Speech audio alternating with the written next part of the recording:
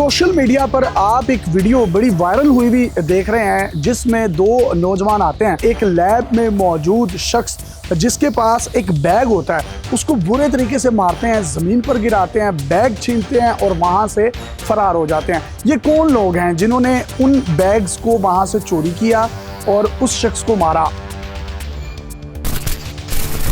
आमतौर पर जो इस तरह के बैग्स होते हैं उसमें हीरे जवाहरात होते हैं, करेंसी होती है।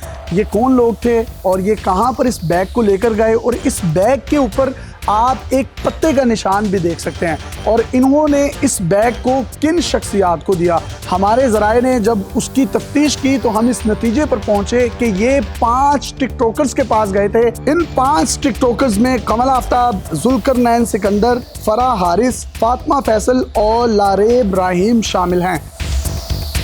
इन्होंने ये बैग क्यों चुराए, किस वजह से चुराए और इनकी तस्वीर क्यों वायरल हो रही हैं इसके साथ, इनके जवाब इनको खुद ही देने हैं।